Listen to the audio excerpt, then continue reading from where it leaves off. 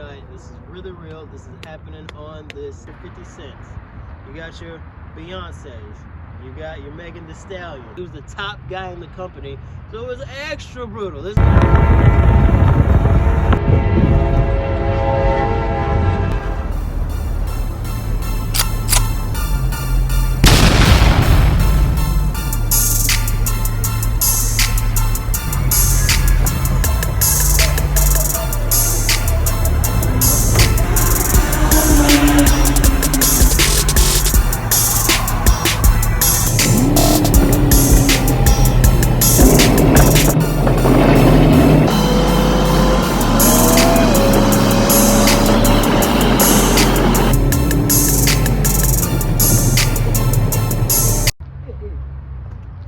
Your boy, the man, the myth, the legend, the chosen, the one with the connection, the demigod, the fiction, your boy, Rosè Nyne, looking fine without spending a dime. Today, Motivational Monday, you know what I'm saying, with your boy, I want to talk about balance. Yes, it's Monday. Yes, I'm really recording at night. This is really real. This is happening on this day. This is real, raw as it gets. I want to talk about balance today. And the balance in your workload.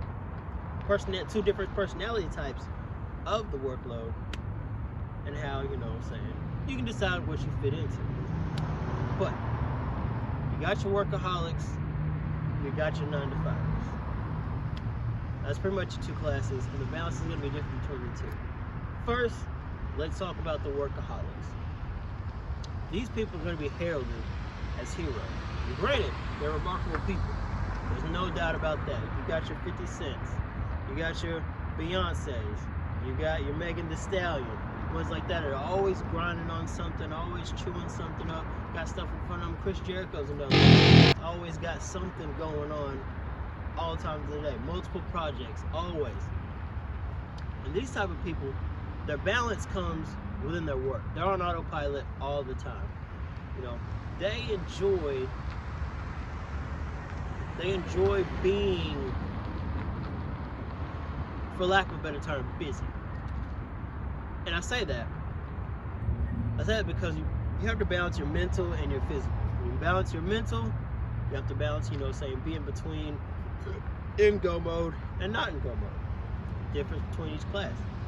Physically, obvious, you know, it's a lot more obvious if you're always boom, boom, boom, you're always on a plane. Oh, John Cena's another good name.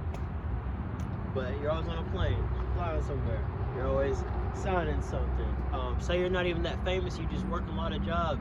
You work 2-3 jobs, you're in school working on a degree, your mind is just brrr. And physically, you're not sleeping right, you're spending long hours, doing all kinds of things, all sorts of things.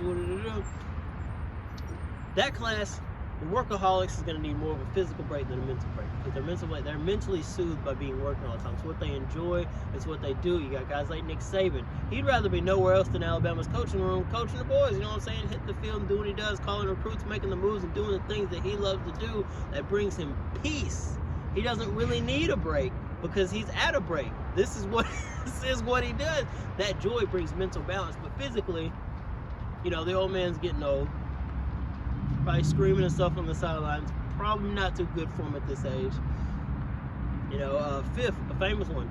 You can look it up on Google. He said it even in his own book. He was like, hey, you know what I'm saying? Eventually, my doctor was like, yo, Fifth, you gotta sleep. You gotta sleep, dog, because guess what? You're too old to not be sleeping. Now, granted, scientifically, the older you get, the less sleep you need, but you still need sleep. Even your oldest of old people need, you know what I'm saying, 3 to 4 hours of sleep a night. Fifth ain't but what, mid-40s, he's still needing, you know what I'm saying, 6 to 8 hours. That's important. Sleep's very important. But that's where your workaholics, they need more of a physical break, because they're doing stuff. John Cena, if you know what I'm saying, any of my wrestling fans out there, John Cena likes to go, or John Cena would go, his old wrestling schedule, you know, he's out.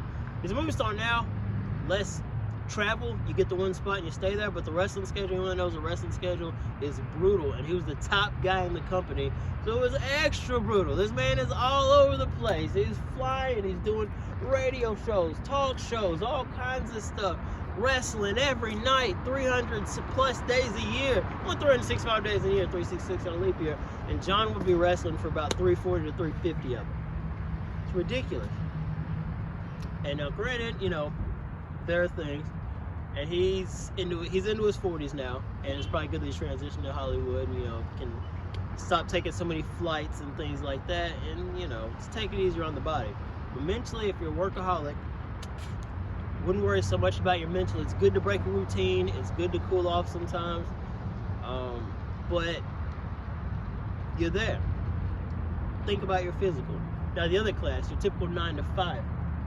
Very important class. Now, people like to look down on this class because, oh, this doesn't breed the millionaires.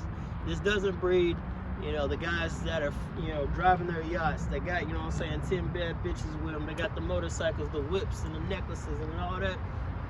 It's typically not going to break. You know what I'm saying? Of course, you can afford jewelry if with a decent 9 to 5, you know what I'm saying? Someday you probably get a degree with, or anything in the medical field. But the balance that comes with being a typical 9 to 5er is more in the mental part. Because if you have a 9 to 5 job and you have no aspirations of becoming a CEO, or, you know, or you're just like, man, I want to work just my 9 to 5. I'm not trying to work 9 to 5 and then a 10 to 6 and then, you know, what do over and over and over. So granted, your physical, you're probably going to be able to take care of yourself. You're probably going to have time to hit the gym routinely. You're going to have time to eat when you need to eat. You're going to have time to sleep when you need to sleep. You're going to have time to, you know, take a nice hot bath, hit the sauna. All those things, you probably have time because you're 9 to 5. You have your time. You're not doing 10,000 things in 24 hours. But mentally, you're going to be wired different than the workaholics. Because, of course, them driving, it's what driving. Simple enough. Your 9 to 5ers, they want their time. They want as much of their time as they can get while having the structure of a routine 9 to 5 job. And then, you know, this is all done. Of course, it can be. If you do work a 10 to 6 overnight shift, you just people that want the balance of that. Mentally, if they have to pick up a second job, it's miserable. It's terrible. And I can speak experience for both because I'm a little bit of both. I love to be busy and I love to be involved all the time. But sometimes I do have to hit the pause button and stop from there. But 9 to 5er with their mental, once they start taking on too many things, say they take on coaching, taking coaching your little league team. Granted, that's great. I'm not discouraging any parents from stopping doing that. From coaching their kids' little league team. Great experience, you know what I'm saying? I'm sure that it makes your heart very full, coaching your children. But between that, say you get married, you got your own hobbies to look after. What do you do? And you start leaving your hobbies and things behind. You start leaving your interests and stuff behind. Now you're starting to find an imbalance. And you're starting to miss doing the things you want to do. You're starting to take on too much. 9 to 5er, that's their mind state. They need more of a mental break, more of mental stability, more of a mental routine, more of mental balance. So, workaholics, 9 to 5ers, two classes. You can pick, you know what I'm saying, whichever one you fit into, and you might be in between. I'm a big believer in the color gray. Everything is not black and white. You know what I'm saying? There are things that you can be a little bit of this, a little bit of that. You can be a little bit red, you can be a little bit blue. Makes you green. You can be a little bit masculine, be a little bit feminine. Makes you a balanced person.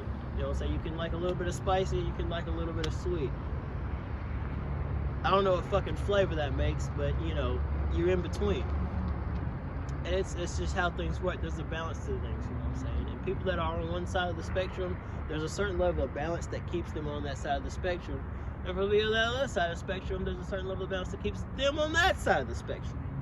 So overall, balance is key. It's about finding yourself. I encourage you all to get out there, explore some shit. Just do some shit, try it, see how it makes you feel, see how you take it in, how you drink it in. Do those things, learn about yourself, and learn what type of level of balance you have. Like I said, me, hey, I'm smack in the middle. I'm clearly running a YouTube channel. I myself do have a job. I have plenty of other side projects, side hustles going on. teaching myself all kinds of things, and I do love to be involved all the time. I like to be busy, I like challenges, I like to create. I like to build. And part of the reason I call myself, you know what I'm saying, the demigod. I got this, you know, elite level of understanding of how all this stuff works out here. And creation helps people in many, many ways. It helps the creator, and it helps the people that benefit from whatever, you know, you created and gave back to the people or whatever. You know, art is entertainment. I'm an artist. I have multiple forms of art that I can create, and that's how I give back. You know what I'm saying? That's how I give back to the world. And that's what, the bigger this gets, the more I can create.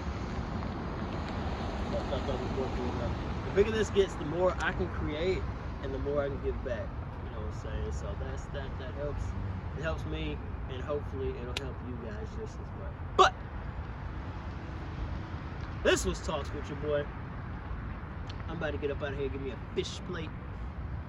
Maybe oysters. I don't know, we'll see when we get there. Well, your boy's fucking hungry. Hope this advice helps. We'll catch you motherfuckers next time. Rosè Nyne.